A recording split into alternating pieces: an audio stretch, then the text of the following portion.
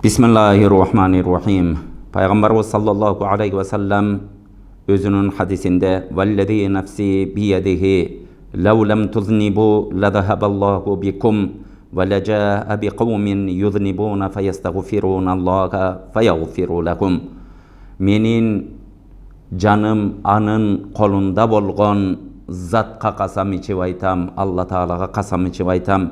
Eger siler bir günah kılbağanыңarda silerдің bardığыңарды Allah Taala жок кылып туруп, кайра günah кыла турган bir adamдарды, bir коомду жаратат эле.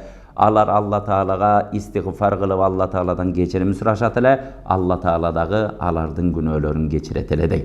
Урматтуу bir туган, бул хадисти кээ бирөөбүз угуп алып туруп, күнөө кыла бериш керек турбайбы деген дагы ойго келиши мүмкүн. Бирок аалымдарыбыз бул хадисте айтып атат, адам экенбиз, күнөөгө жакын болот экенбиз, табиятыбыз эч ким периште болуп кете албайт экенбиз.